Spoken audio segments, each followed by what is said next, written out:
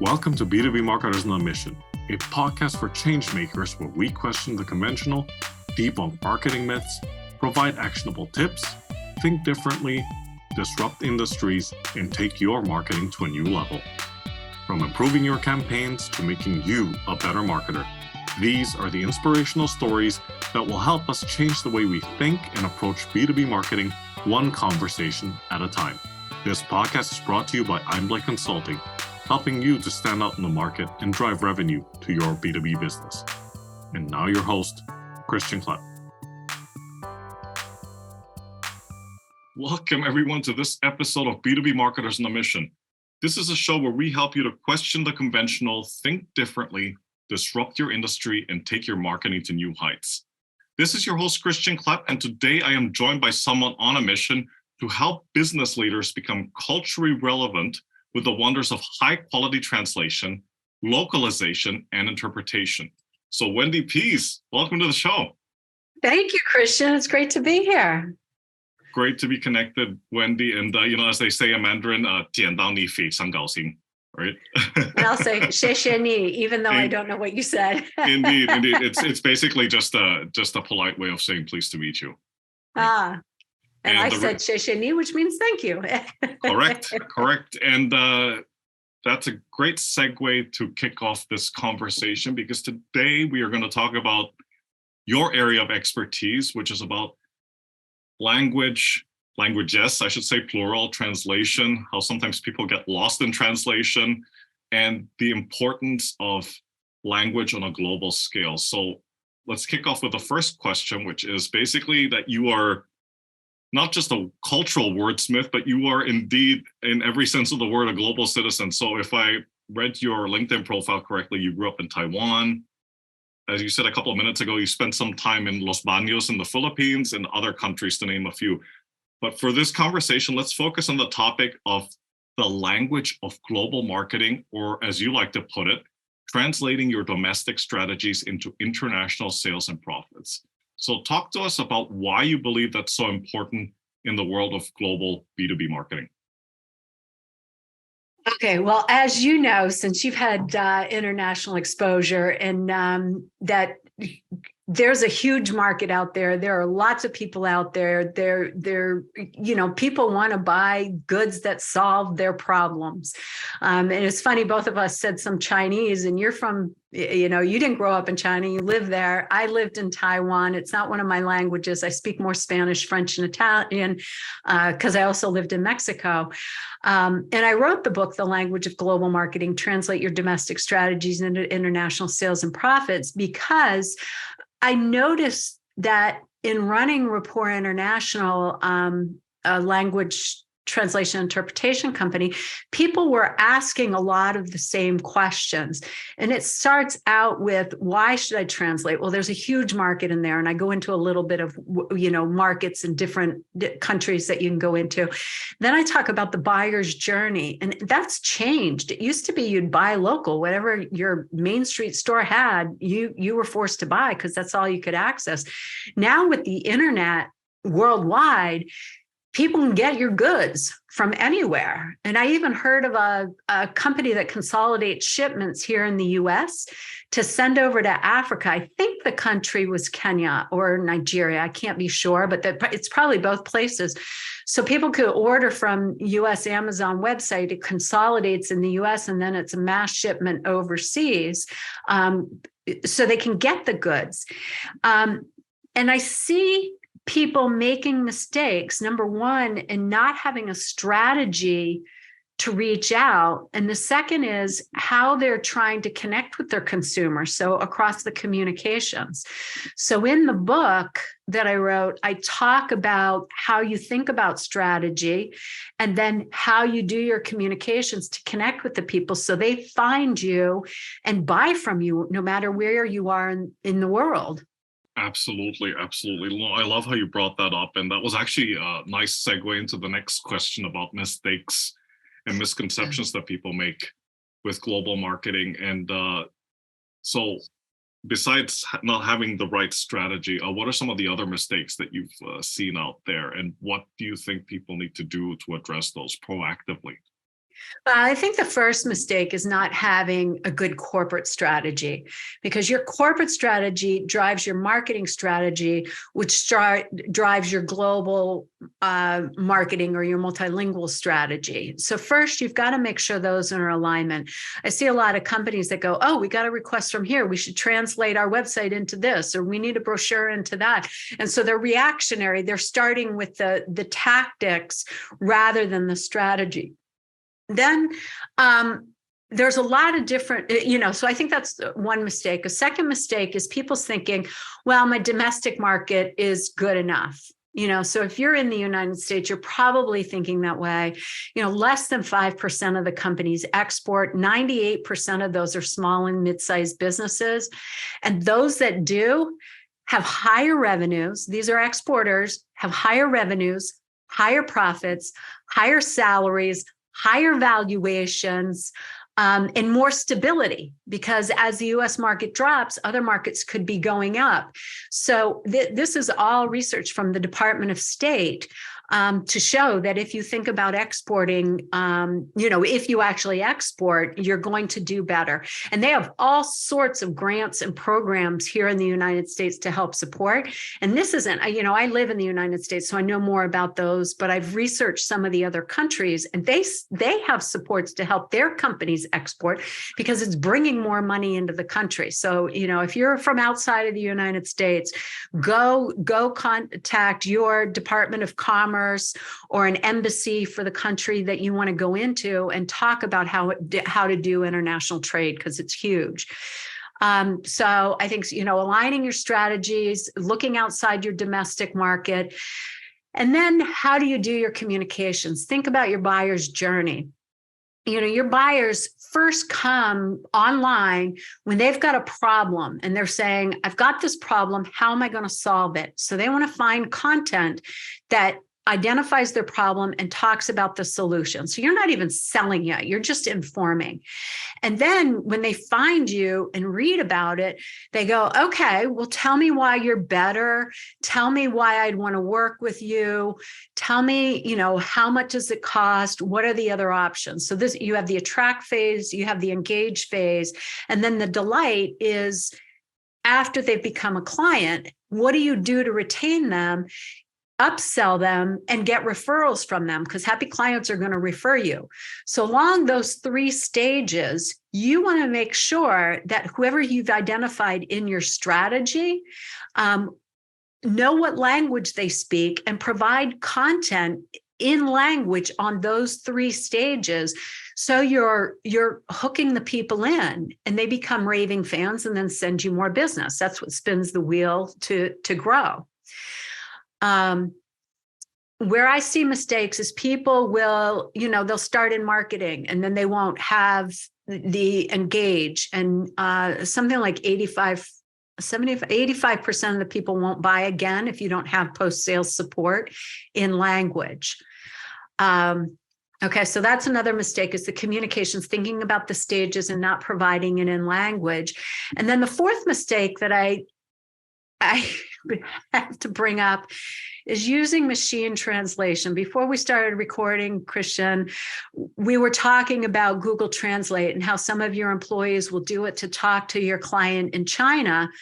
And they just don't get it. They don't understand. And so there's machine translation, and then there's AI and ChatGPT. And we continually watch it to say, is this going to put us out of business? And so far, the quality is not there. If you really want, if it's something that's going to increase your revenue or increase your liability, those are the things that you need to provide high quality human translation for.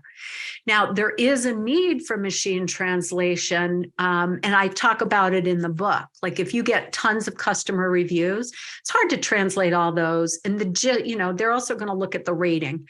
If you're getting 5-star ratings, then the people are going to know, okay, whatever's underneath here, I can get the gist of it, but I know it's a good review. That's the kind of thing you can use machine translation for. You get an email and you don't know what it means, pop it into ChatGPT or whatever machine language, machine translation you're using. This is, is it a unrequested solicitation? that you can delete, or is it something you need to deal with? And then you got to figure out how you're going to deal with it. So those are the big mistakes that I see in global marketing. Wow, that was a handful. But yeah, you're absolutely right. I mean, especially in that last point, there is certainly a time and place for AI and machine translation, but in my experience, it's not going to replace folks like yourself anytime soon. I mean, to your point. But I did have one follow-up question for you, Wendy, which I'm sure you will have no problem answering. Besides the translating into that specific geographies language, how important, I mean, I probably know the answer to this already, but how important do you think it is to, for the said B2B brand or that B2B company to understand the nuances of the local culture?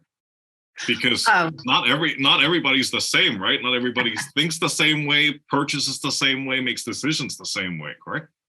Okay, so you're bringing up the whole, how do I define the word translation? Okay, which is you brought, it's a great point. So yes, it needs to be culturally adapted. Okay, but let's talk about translation as a term. I look at translation as the generic term, and underneath it you have globalization, localization, transliteration, transcreation, cultural adaptation. So all these terms are a type of translation.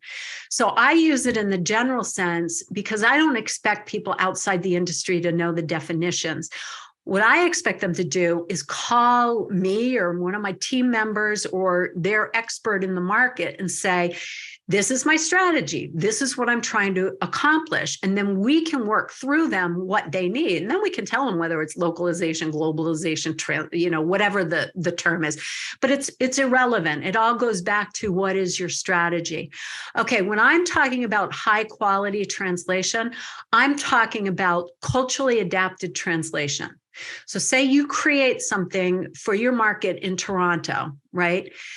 How you're going to adapt that for the Chinese market is going to take somebody that is not only bilingual English Chinese, they are going to have to be a native Chinese speaking person, preferably from the area where you're going to use the content. So if you say something in there that doesn't make sense, like hit a home run, which, there's the Toronto Blue Jays. So what that means, and somebody might use that in their marketing material. But using that in China isn't going to make sense because they don't follow baseball like people in Toronto or in the United States.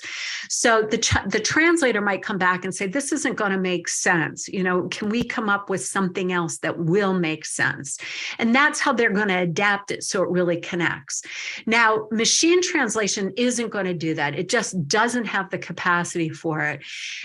Because you think about even in the United States or Canada, there's a real difference between geographic regions. I mean, in Quebec, you've got to have French there.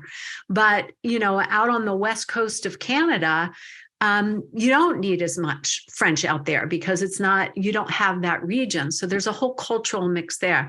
So when I talk about translation, I'm in my mind, the translation we do is culturally adapted, high quality translation. Then you might have to get into globalization or localization, which is the level of culturally adapting that you need to do it.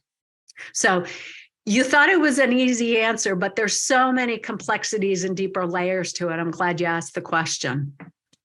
Well, thanks for sharing that. And yes, I knew it wasn't going to be a simple yes or no answer. There was definitely more levels of complexity there.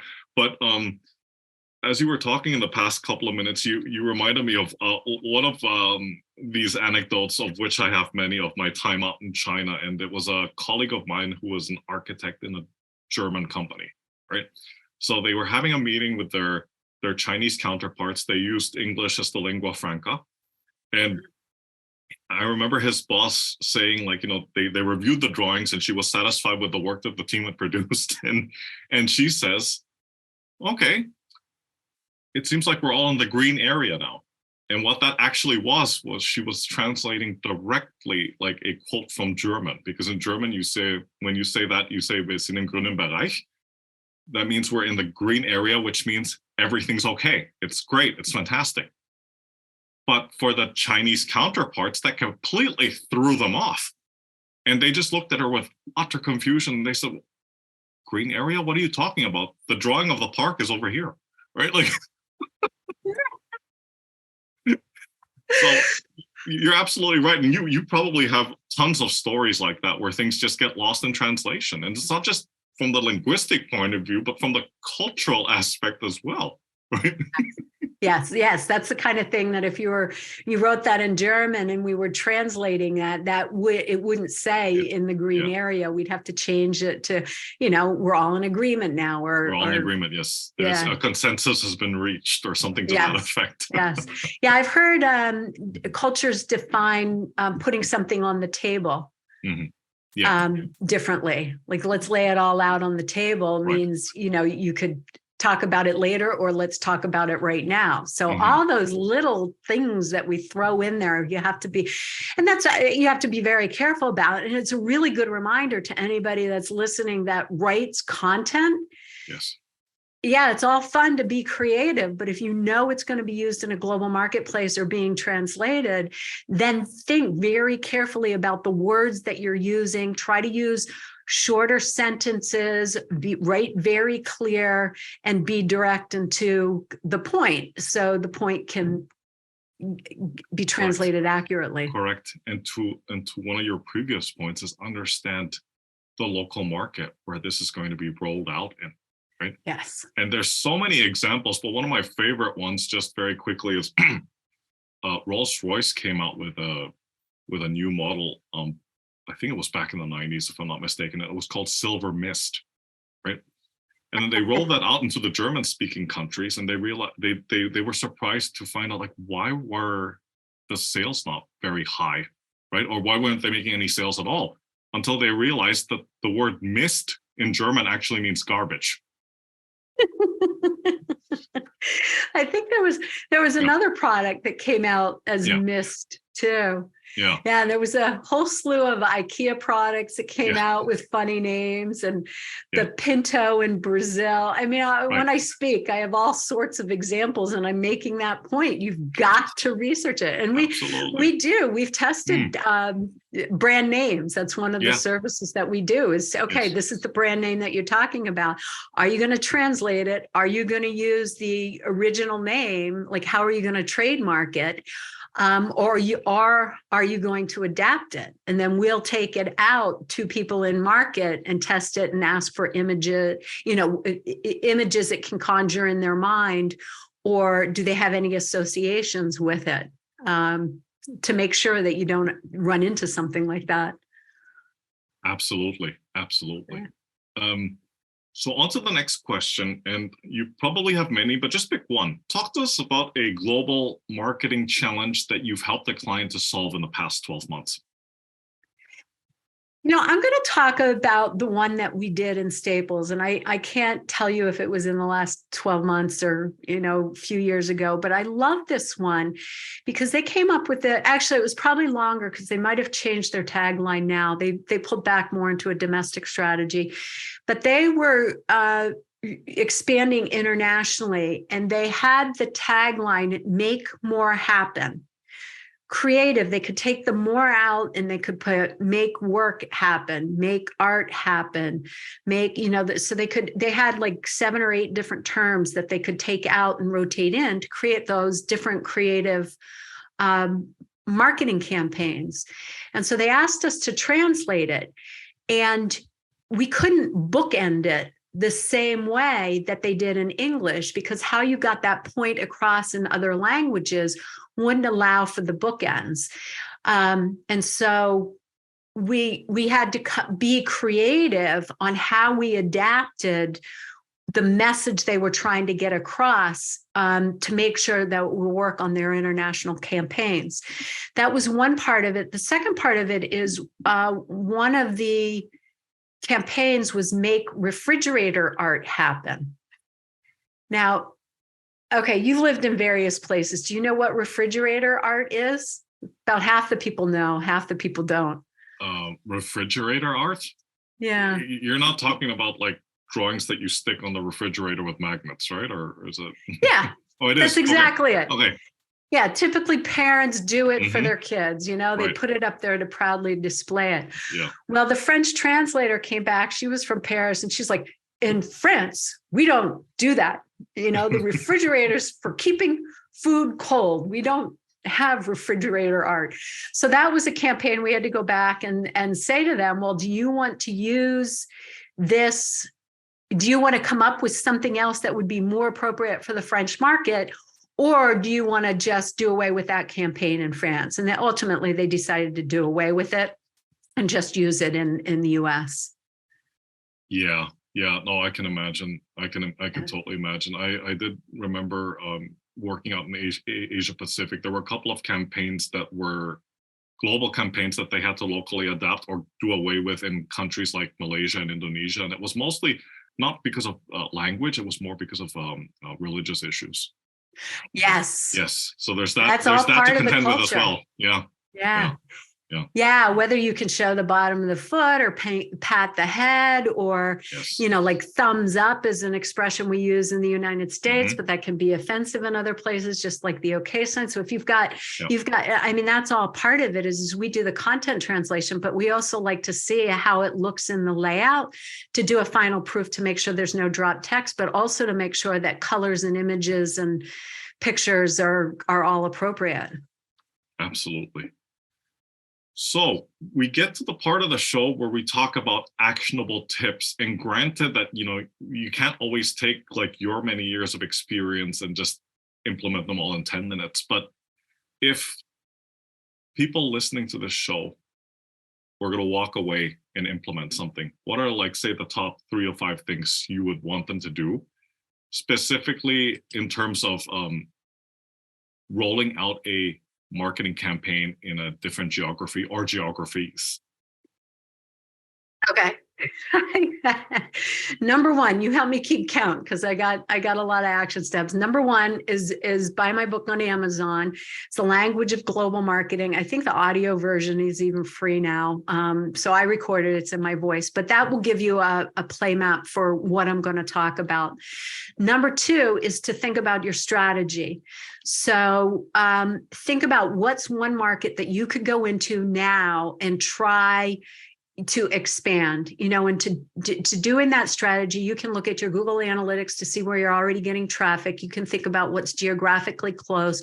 You can think about what makes sense, or you can reach out to your local state trade advisor and ask them to help you walk through a strategy. Okay. Number three, then, is to think about, now that you've got your company strategy, what is your marketing strategy? Do you have content across attract, engage, and delight? And which of the content is most popular? Again, go back to your Google Analytics, pick out a few of those assets from each of those stages and think about what language you're going to translate that into. Now, I'm just saying naturally translate because a lot of companies in their strategy will say, oh, I'm going to go into another English-speaking country like the UK or Australia. But we do translation from English to go into those markets. So even if you're going into there, have a talk with your language expert to see whether you need to translate it or not. It can depend on your specific instance. So that is your marketing strategy. Then that aligns your multilingual strategy. Okay. So you've got the strategy. I think I'm up to number 4 now. Am I at 4? Yes, 4. Okay. So number 4 then is to think about the process. What are all the things that you need to do for exporting, and what's that process going to need to be? Can you distribute through Amazon? Do you need a logistics provider? And this is all something your state trade export can do. And then how are you going to manage your translations? I'm narrowing in on this part because it's the part I know best, but I'm also connected to people that, the global export community is small. we all know each other and share resources because we're all trying to help the companies doing it. People who help exporters are very passionate about it. So think about your process. Now you've defined what you're going to translate. What's that process going to be? Number 5 is look at your technology. Okay, so if your website is built in WordPress, there's some things that we can hook it up to pull down the translation, to push the translation back up. Do you take your buyer through the complete journey and have people online? Are we going to use a translation memory as part of the technology because you're going to reuse the content over and over again? So we got strategy, process, technology. And then number 6, I would say, is quality. When you're looking at your global marketing, what quality do you need to have? Does it need to be high quality where you're working with an agency that only does human translation? Or is there some content that isn't as important for high quality that you can leverage the machine? Okay, so once you've defined all that, and write down a few paragraphs on each page, you've got your exporting strategy that you're going to do. So I would say those are the next 5 or 6 tips. If you're really brainstorming on it and you want more information, of course, you can get the book. If you're not a book person, you can listen to my podcast, which is the Global Marketing Show. Just search Global Marketing Show online. It'll take you to a website where you can listen, or you can get it on all your podcast listening places. And then our website, Rapport Translations, RAPPORT, just like the French word, Rapport Translations. We've got a whole learning center, so you can go in there and search for anything. It's not gated content. It's all free because we want to help you understand what you're doing. Fantastic. Yeah, that's a pretty good list. Thanks so much for sharing that. And note to the listeners, we will drop all the links in the show notes to the podcast, the website, the link to the book on Amazon that Wendy had just mentioned. So thanks so much again for sharing that. Thank you. That was a great segue into what is almost the inevitable question. So you've laid out now the 6 steps that B2B marketers need to be thinking about if they're rolling out campaigns globally. But at some point, they're going to have that meeting or that presentation with the board of directors to show results, to show that what they've rolled out is working. So just from your experience, what metrics do you think they should be paying attention to? And I know you can go in different directions with this one, but over to you. Yeah, it goes back to the attract, engage, and delight. So on attract, you're going to watch your Google Analytics. How is the visitorship rising to your website, to those translated pages that you're doing? Are your salespeople selling to other markets? Are they demanding translated brochures? How many of those are you sending out? Or what are your click-throughs when people are, if you're putting links into your email and sending it out? So just, you can watch Google Analytics and you can pull up a lot for that. In the engage, how is your business increasing? You're watching your sales funnel. Are you getting more inquiries? Are you getting more requests? So you can measure that. And then, the engages is what are your sales doing and what's your retention rate? So you can watch it all the way across. One thing, if anybody's listening and you're tracking this and you have an English-only website, I would love to know the intersection of, are you getting visitors from other countries, and is their bounce rate higher and faster? I would love to, sometime I'm going to figure out how to research that, because my premise is if you have machine translation or the Google Translate plugin in your website, my guess is people are going to come in, see it's not good, and they're going to bounce out. And so I've just been starting to play around with that to show how important it is to have good translation on that. So if you're measuring that, let me know. Absolutely. And when you're talking about translation, you're not talking about like inserting the URL into a Google translation browser and then presto, right? Like, yeah. There's so many other problems with that. If you're using the Google Translate plugin, I see people number one, you're putting at the bottom of your page. And so, if I don't speak Chinese and I go to a Chinese website and I can't immediately see the translation, I'm gone because I can't see it. Now Google is coming up, and offering, do you want us to naturally translate that? But if you're putting the plugin in, it's causing problems with your search. You can't navigate to it. When you finally navigate to it, oftentimes the languages aren't even translated. So I went to a Chinese website, I found the Google Translate plugin, and then I looked at the list and English was written in Chinese. So I couldn't even navigate to it. So if you want to have, best practices is to put a globe up near the top right-hand side. Somebody can access it from there. Make sure the language is translated that you get into. And you don't have to do your whole website. You can do your whole website, which can be prohibitively expensive. Or you can do a microsite, which gives the answers to the questions, helping the people through the buyer's journey. Or you can do a landing page. And we've had clients that want to do a landing page, see how their metrics are, and then they can add content in as they go along. And that's a benefit to your website, because if you continue to add content, it's going to show up more and more in the search terms. We didn't even talk about search terms, but yeah. So that would probably be a topic for another episode. Yes.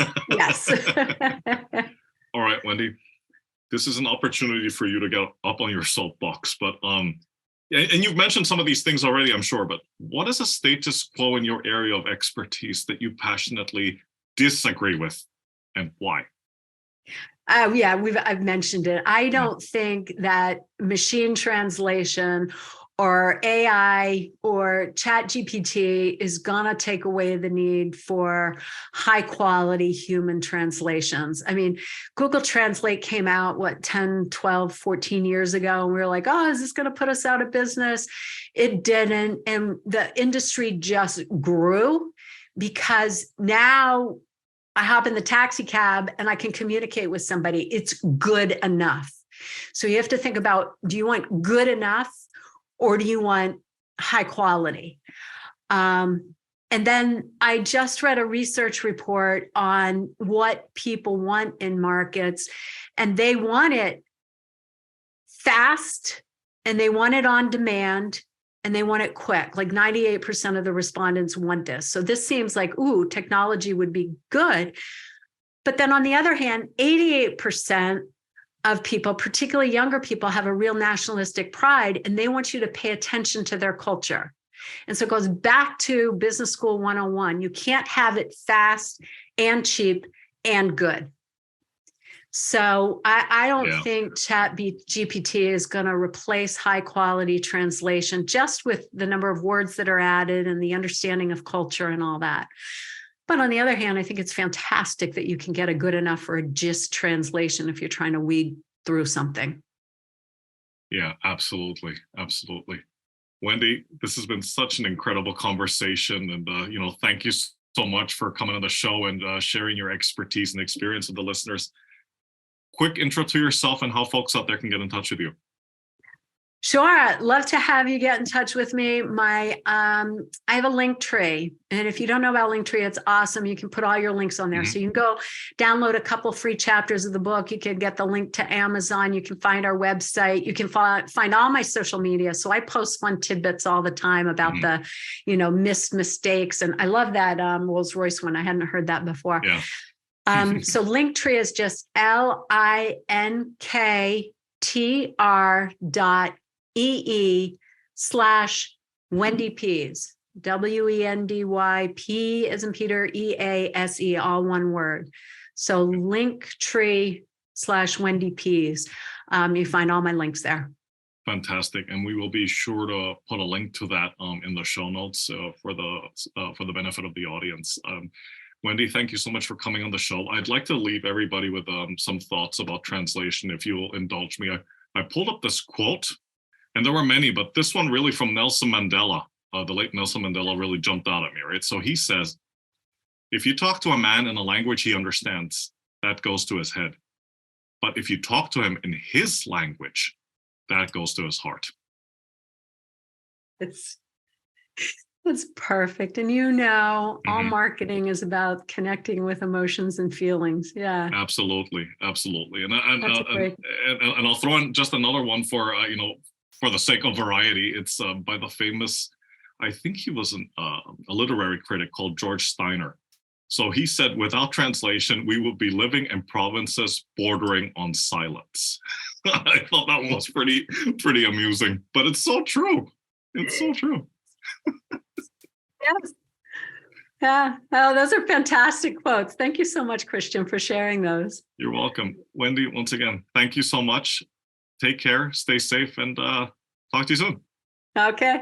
Gracias. Bye for now. De nada. Bye for now.